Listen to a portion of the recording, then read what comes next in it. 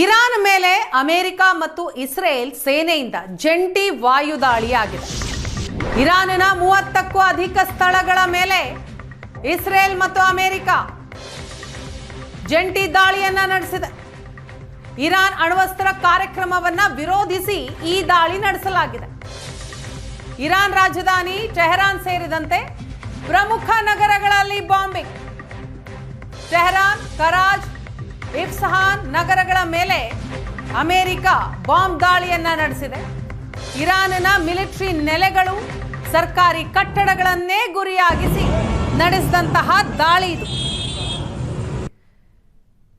Iran ವಿರುದ್ಧ ಪೂರ್ವಭಾವಿ ದಾಳಿಯ ಘೋಷಣೆ ನಂತರ ಇಸ್ರೇಲ್ನಲ್ಲೂ ಕೂಡ ಪರಿಸ್ಥಿತಿ ಉದ್ವಿಗ್ನವಾಗಿದೆ. ತುರ್ತು ಪರಿಸ್ಥಿತಿ ಘೋಷಣೆ ಮಾಡಲಾಗಿದೆ. ದೃಶ್ಯದಲ್ಲಿ ನಾವು ಗಮನಿಸ್ತಾ ಇದ್ದೀವಿ, ಇರಾನ್ನ ಮೇಲೆ ಆದಂತಹ ಅಟ್ಯಾಕ್ ಇದು. 30ಕ್ಕೂ ಅಧಿಕ ಸ್ಥಳಗಳ ಮೇಲೆ ಇಸ್ರೇಲ್ ಮತ್ತು ಅಮೆರಿಕ ಜಂಟಿಯಾಗಿ ಕಾರ್ಯಾಚರಣೆಯನ್ನ ನಡೆಸಿದೆ.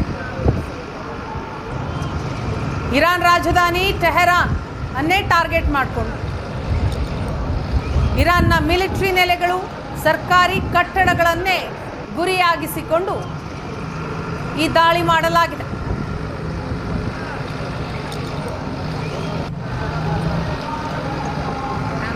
ಇಸ್ರೇಲ್ ಮತ್ತು ಅಮೆರಿಕ ಈ ದಾಳಿಯನ್ನ ಒಪ್ಕೊಂಡಿದ್ದಾವೆ.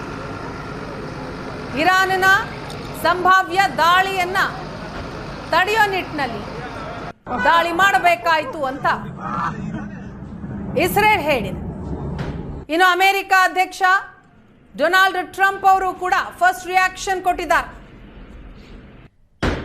ನಮ್ಮ ದೇಶದ ಪ್ರಜೆಗಳ ರಕ್ಷಣೆಗಾಗಿ ಈ ದಾಳಿ ಮಾಡಬೇಕಾಯಿತು. ಇಸ್ರೇಲ್ ಅಮೆರಿಕ ದಾಳಿಯಲ್ಲಿ ಇರಾನ್ ರಕ್ಷಣಾ ಸಚಿವ ಬಲಿಯಾಗಿದ್ದಾರೆ.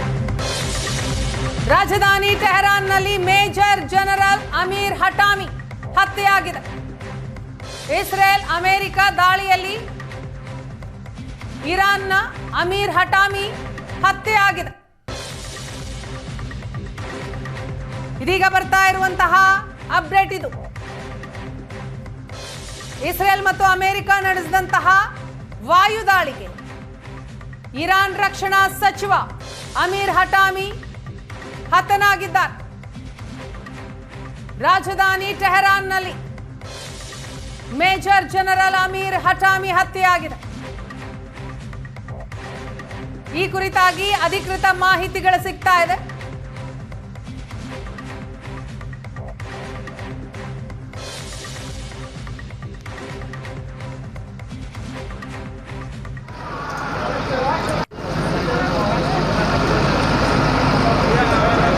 ಇರಾನ್ ಮತ್ತು ಇಸ್ರೇಲ್ ನಡುವೆ ಯುದ್ಧದ ಕಾರ್ಮೋಡ ಜಾಸ್ತಿ ಆಗ್ತಾ ಇದೆ. ಇರಾನ್ ರಾಜಧಾನಿ ಟೆಹರಾನ್ ನಗರವನ್ನೇ ಟಾರ್ಗೆಟ್ ಮಾಡಿಕೊಂಡು ಈ ದಾಳಿಯನ್ನ ನಡೆಸಲಾಗಿದೆ. ಇದರಲ್ಲಿ ಇರಾನ್ ರಕ್ಷಣಾ ಸಚಿವ ಅಮೀರ್ ಹಟಾಮಿ ಹತ್ಯೆಯಾಗಿದೆ. ಇಸ್ರೇಲ್ ಮೇಲೆ ಇರಾನ್ನಿಂದ ಭಾರೀ ಪ್ರಮಾಣದಲ್ಲಿ ಕ್ಷಿಪಣಿ ದಾಳಿ ಆಗಿರೋದು. 400ಕ್ಕೂ ಹೆಚ್ಚು ಕ್ಷಿಪಣಿಗಳನ್ನ ಬಳಸಿ ಇಸ್ರೇಲ್ ಮೇಲೆ ಇರಾನ್ ದಾಳಿ ಮಾಡಿದೆ.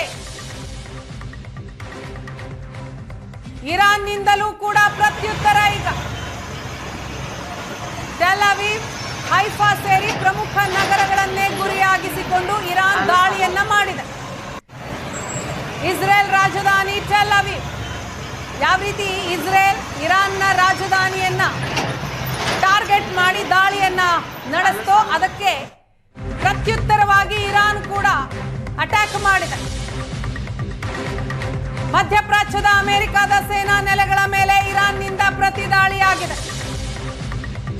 ಮಧ್ಯಪ್ರಾಚ್ಯದಲ್ಲಿರೋ ಅಮೆರಿಕದ ಸೇನಾ ನೆಲೆಗಳ ಮೇಲೆ ಇರಾನ್ ದಾಳಿ ಮಾಡಿರೋದು. ಬಹರೇನ್, ಕತಾರ್, ಕುವೈತ್, ಜೋರ್ಡಾನ್ನ ಅಮೆರಿಕದ ಪ್ರಮುಖ ನೆಲೆಗಳನ್ನೇ ಗುರಿಯಾಗಿಸಿಕೊಂಡು ಇರಾನ್ ದಾಳಿ ಮಾಡಿದೆ. ಬ್ಯಾಲಿಸ್ಟಿಕ್ ಕ್ಷಿಪಣಿಯನ್ನ ಬಳಸಿ ಅಮೆರಿಕದ ಸೇನಾ ನೆಲೆಗಳ ಮೇಲೆ ಇರಾನ್ನಿಂದ ಅಟ್ಯಾಕ್ ಆಗಿದೆ.